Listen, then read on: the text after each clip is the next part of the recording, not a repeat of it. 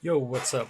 Today we are gonna do another animation. This one's gonna be a bit more advanced than the usual stuff, so just try and keep up. Um, let's just add a cube and just make it a bit thinner.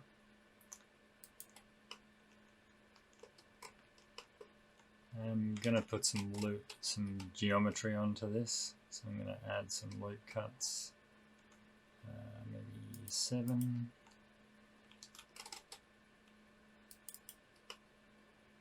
Okay, that looks good, and let's give it just a default shader.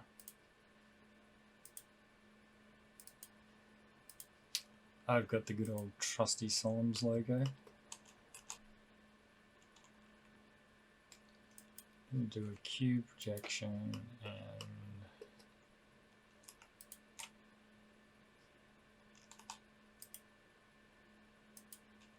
just flip that side around.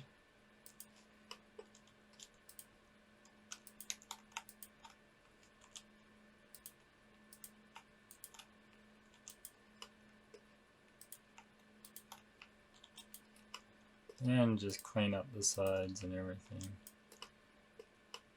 So there we have our mesh. Let's give it a cool name.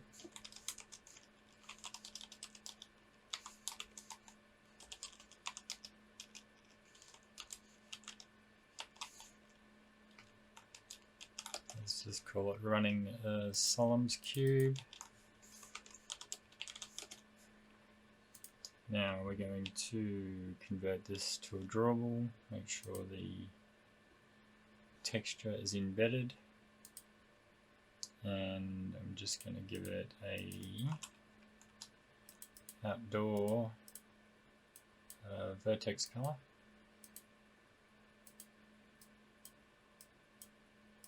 There we go. Okay, so that's already drawable and everything like that. I'm going to leave this as it is and just hide it by pressing shift on this. Now that's hidden, I'm going to add an armature. I'm going to make sure that the transform pivot point is the 3D cursor. Tab to edit mode and select all RX -90 and then S.05, and that is my bone ready to go. I don't need these bone collections, I just need this bone. Now this is going to be duplicated a few times, so what I'm going to do is first up Shift D and then right click. This one's going to be like part of the body. Then I'm going to make another bone and I'm going to press Shift Y so it locks it on the Y axis, and I'm going to lock it to one of these vertices down here, and then I'm going to do the same thing, copy and Shift Y and then pin to one of these. Same thing for these. If you're wondering how when I move stuff I can select different things on your snapping, you can hold down Shift and select multiple things. So I've got vertex, edge and face, so when I'm holding down Control I can either snap to an edge, a vertex or a face, and that's how that works. I think the bones are in position now, so I'm going to go to pose mode. In pose mode I'm just going to select all these in the drawable bone tools. I'm going to select rotation and location, and then let's go back to edit mode, and by selecting all of the bones but the base bone selected, I'm going to just control P and parent all of those. And then all of these 4 bones, which are the extremities, these are all going to be parented to the middle bone. So this middle bone here controls all the other ones, and then these are all selected to themselves. So this is going to be my root. And let me just get out of edit mode. So this is what I want to call it. So what I'm going to do is I'm going to select my drawable model and hold down Control and click on the armature. And then I'm going to, in the viewport, Control P, and then I'm going to do with automatic weights. Okay, so now this isn't needed. I can delete that, and now I can rename this to what I want it to be. And this here is the scale, obviously. We don't have to rename these, but just for organizational sake, I'm going to rename them. And to test, what I'm going to do is first on the model, I'm just going to shade smooth it, and I'm going to give it like a bigger angle. Or anything less than 60 should be good. So now I can select these bones and test how they're working. As you can see, when I select them and move them around, it deforms the mesh. So let's make sure that the bones are all the ones. So this is the body. This is the left leg, the right leg, right arm, and left arm. Cool. Out of pose mode again. When I go into weight paint mode and in my data here, if I go to vertex groups, you'll see that there's vertex groups propagated for the model. I'm going to start off at the root here. I'm going to go into edit mode and select all of the model and press assign. So the root should be all red like this. And we'll see the body here. This is like the center. So I'm going to, just with weight of 100, I'm just going to paint a box kind of like in the center here. And on the back as well, just so it doesn't lag out.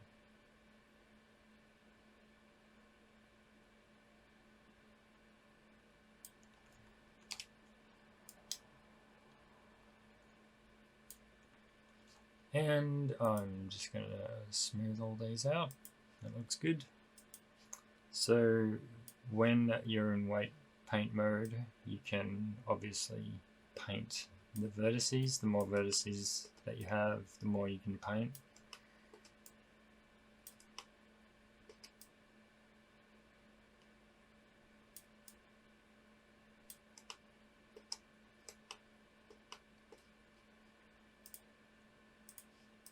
And I'll just make this one a little bit bigger as well.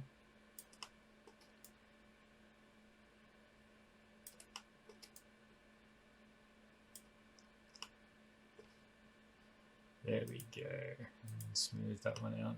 Okay, so that's the, you can go nuts and weight paint your model as much as you want. So this is ready to animate now. So I'm going to grab a timeline. And I think we can do this maybe in 60 frames, maybe 120. And I'm going to start at 0.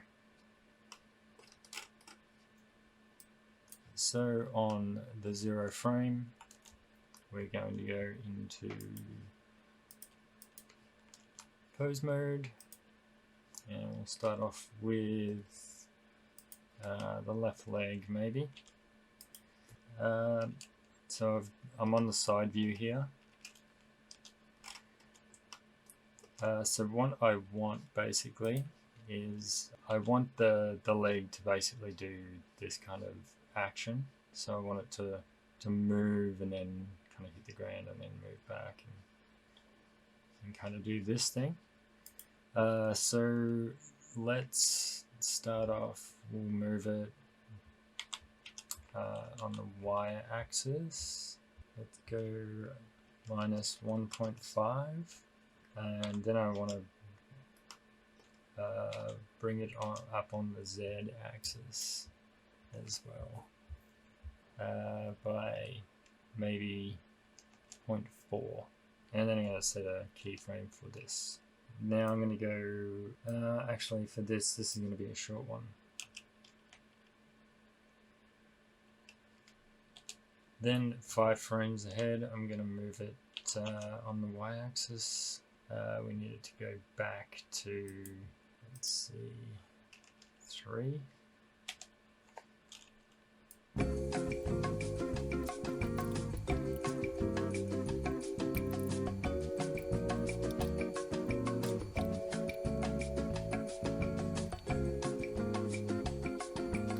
So already we've got a little bit of a animation going.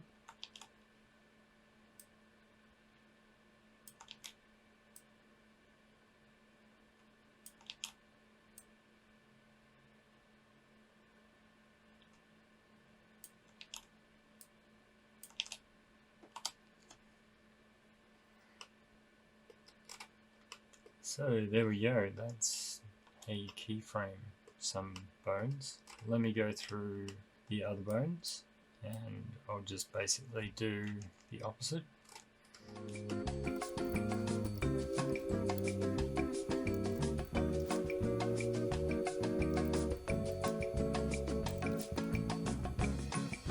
Okay, so now I've animated all of my keyframes. This one here is the body. I've just got it bobbing up and down with each step.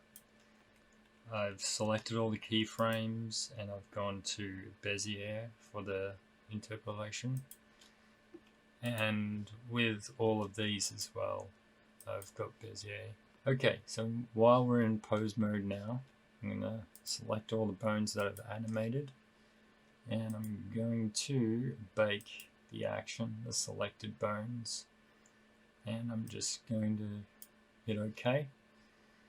Then I'm just going to clear my scale ones by just typing in scale here and opening up all of my bones.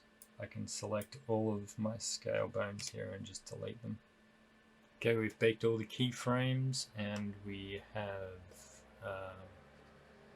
got everything ready. We can go out of pose mode now. I'm just going to make the root the vertex group and just make sure it still works. Yeah. By selecting this up here, I can change this to a drawable, which it needs to be. And we've got the action that we just baked. So this is all ready to get in Clip Dictionary. So I'm going to call it running Sollumz. I'm going to create a clip and an animation. I'm going to call these what the model is called. Same with the hash. The action is the action and the only skull is the skull that we have here. I'm going to put the clip in here with dot clip, new, this one, and 4 seconds, 120 divided by 30 is 4. And this is ready to export. Last thing I want to do is just quickly put a bound composite in here. And I'm going to make a bound box. I'm going to size this by 2 and I'm going to give it just a default collision material. Not cover, no decal, not climbable. The only flags that I need on the material. So I can export this now.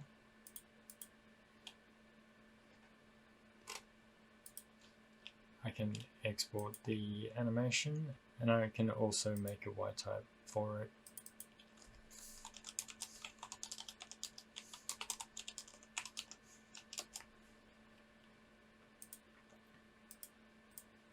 So we auto create that one. Our clip dictionary is going to be our anim name. And the flag has anim. Now export this. And now we can bring everything into RPF Explorer. So in my mods folder here, if your animations aren't working, you can do this, add RPF archive, and just call them my animations or something like that. Then put all of your files in here, and then restart your RPF Explorer. And then when we click on our cube here, we should see it's doing its thing. Alright, I'm going to put this into the server and just jump into Codewalker and place them in the world. So here I am at the airport. Let's get to my favorite little spot. And make a new Y map.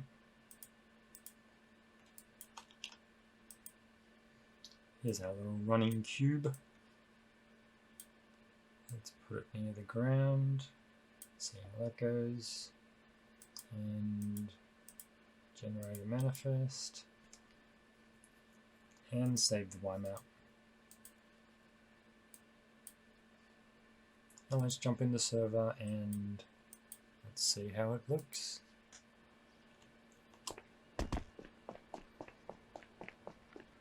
Okay, here we are in the server. Our little Sollumz square is running along. Look at that sexy thing. And we put the collision there so you can't run through the model as well. Can't jump over or anything.